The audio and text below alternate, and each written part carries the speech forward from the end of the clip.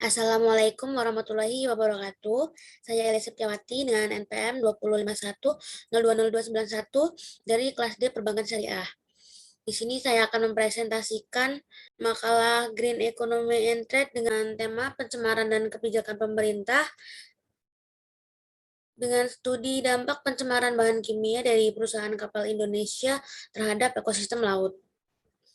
Yang pertama di sini saya akan menjelaskan apa itu pencemaran laut. Pencemaran laut itu sendiri yaitu masuknya atau dimasukkannya makhluk hidup, zat energi, dan atau komponen lain ke dalam lingkungan laut oleh kegiatan manusia, sehingga kualitasnya turun sampai ke tingkat tertentu yang menyebabkan lingkungan laut tidak sesuai lagi dengan baku mutu dan atau fungsinya. Perlindungan terhadap lingkungan laut dapat dilakukan secara nasional, juga diperlukan kerjasama regional maupun global, baik secara teknis langsung dalam menangani kasus pencemaran lingkungan laut maupun dalam menangani kasus pencemaran lingkungan laut dalam merumuskan ketentuan-ketentuan internasional guna melindungi lingkungan laut. Selanjutnya, apa peran pemerintah Indonesia dalam menghadapi krisis pencemaran lingkungan ini? Seperti yang kita tahu, Indonesia ini memiliki banyak menteri, dan salah satunya yaitu Menteri Perikanan dan Kelautan, juga Kementerian Kelautan dan Perikanan. Di samping itu, ada juga Direktorat Pendayagunaan Pesisir dan Pulau-Pulau Kecil yang aktif dalam penanganan pencemaran laut yang berkoordinasi dengan KL terkait para pakar, praktisi, stakeholder, dan para pengambil kebijakan untuk saling bertukar informasi, data, dan upaya-upaya pengendalian pencernaan yang telah dan akan dilakukan. Masalah yang saya ambil di sini yaitu dampak pencemaran bahan kimia dari perusahaan kapal Indonesia terhadap ekosistem laut.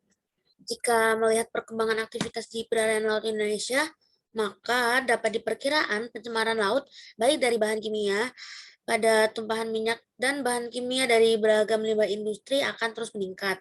Secara umum, sumber pencemaran laut oleh tumpahan minyak bersumber dari aktivitas transportasi minyak, pengeboran minyak lepas pantai, penghilangan minyak, dan pemakaian bahan bakar produk minyak bumi.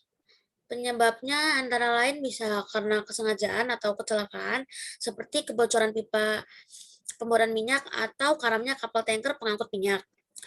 Pencemaran dari beragam limbah industri ini bisa berasal dari perusahaan yang membuang limbahnya ke laut, baik secara langsung maupun karena pengangkutannya menggunakan kapal-kapal pengangkutan dari perusahaan-perusahaan kapal yang ada.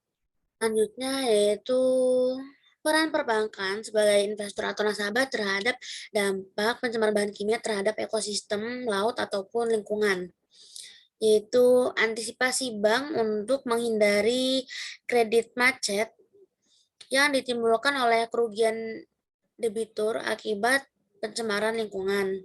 Pentingnya dalam analisis kredit adalah antisipasi bank untuk menghindari kredit macet yang ditimbulkan oleh kerugian debitur akibat pencemaran lingkungan.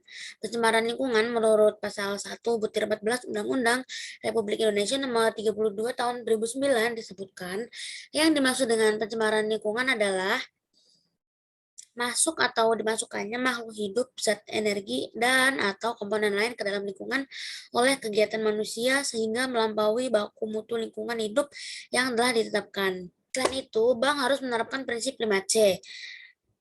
Selain itu, dalam pemberian kredit dan melakukan pemeriksaan terhadap adanya dokumen yang harus dimiliki seperti AMDAL, sehingga bank mampu menganalisis suatu kerugian yang akan timbul dari kegiatan usaha debitur sehingga akan memperkecil tingkat kerugian bank.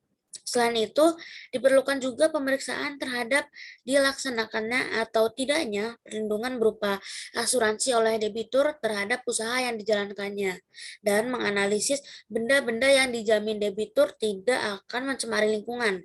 Karena apabila jaminan tersebut berupa tanah tersebut tercemar limbah B3, maka jaminan tersebut bisa tidak mempunyai nilai lagi.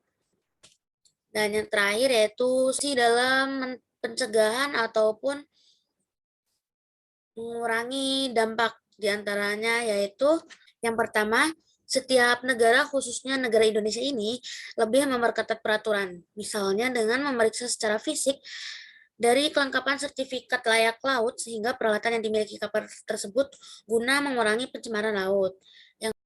Yang kedua yaitu jika diketahui kapal tersebut mencemari laut, kapal dilarang masuk ke perairan dengan dikenakan denda atas kerugian, atau jika pelanggaran dilakukan karena kapal rusak, pihak Indonesia memasukkan kapal-kapal tersebut ke dalam golongan perbaikan dan tetap dikenakan denda atas kerugian. Yang selanjutnya yaitu setiap negara, khususnya negara Indonesia ini, seharusnya melarang adanya pembuangan limbah industri dan pembuangan minyak oleh kapal dengan batas tidak kurang dari 50 mil dari daratan. Dan yang terakhir yaitu peraturan yang sudah ada dan yang sudah dibuat tadi diberlakukan, ditaati, dan dilaksanakan dengan baik. Sekian presentasi dari saya. Terima kasih atas perhatiannya. Wassalamualaikum warahmatullahi wabarakatuh.